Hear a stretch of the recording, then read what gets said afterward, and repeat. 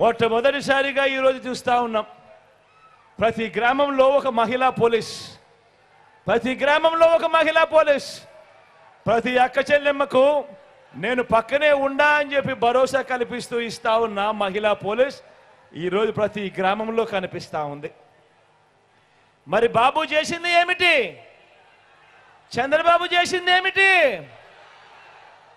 అక్క చెల్లెమ్మలను మోసం చేయడం తప్ప, విజయవాడలో కాల్ మనీ సెక్స్ ర్యాకెట్ నడపడం తప్ప బాబు చేసింది ఏమిటి?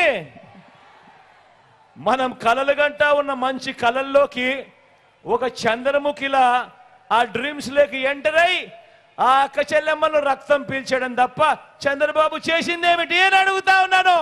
మరి మీ ఇన్ని పథకాలు అందించిన మీ అన్నకు, మరి ఇన్ని పథకాలు అందించిన మీ తమ్ముడికి, ఇన్ని పథకాలు అందించిన మీ బిడ్డకు మీరంతా ప్రతి ఏటా రాఖీ కడతారా అని అడుగుతా ఉన్నాను అక్క చెల్లెమ్మలకు. ఏం చెల్లెమ్మా, ఏమక్క, రాఖీ కడతారా మీ అన్నకు? మీరంతా రక్షగా నిలుస్తారా?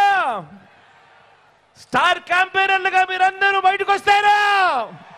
ఒక్క రూపాయి కూడా లంచం గాని, ఒక్క రూపాయి కూడా లంచం గాని, ఎక్కడా కూడా వివక్ష లేకుండా మనందరి పాలనలో, మనందరి పాలనలో మీ బిడ్డ అందించిన ప్రతి డీబీటీని కూడా, అంటే నేరుగా మీ బిడ్డ నొక్కడం, నేరుగా ఆ డబ్బులు నా అక్క చెల్లెమ్మల కుటుంబాల ఖాతాల్లోకే వెళ్ళిపోవడం. ఈ డబ్బులో, ఈ 2,70,000 కోట్ల రూపాయల్లో సింహభాగం ఎవరికిచ్చాడు మీ బిడ్డ అనంటే, మీ బిడ్డ గర్వంగా చెప్తాడు, నా అక్క చెల్లెమ్మలకే ఇచ్చాను అని చెప్పి కూడా గర్వంగా మీ బిడ్డ చెప్తాడు ఈ సందర్భంగా. మరి అందరూ ఆలోచన చేయమని అడుగుతా ఉన్నా, చంద్రబాబు హయాంలో ఎందుకు జరగలేదు అని.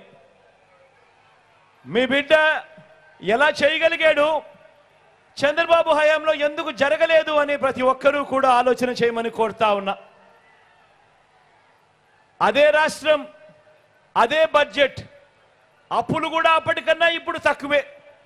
మరి మీ బిడ్డ ఎలా చేయగలిగాడు, చంద్రబాబు ఎందుకు చేయలేదు అని ప్రతి అక్క చెల్లెమ్మ తమ ఇంట్లో కూర్చొని, తమ పిల్లలతో కూర్చొని, తమ భర్తలతో కూర్చొని, తమ ఇంట్లో ఉన్న అవ్వ తాతలతో కూర్చొని ప్రతి ఒక్కరూ ఆలోచన చేయమని కోరుతా ఉన్నా.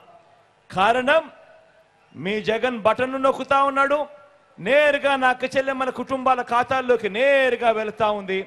ఎక్కడా లంచాలు లేవు, ఎక్కడా వివక్ష లేదు. కానీ అదే చంద్రబాబు ఏం చేశాడు?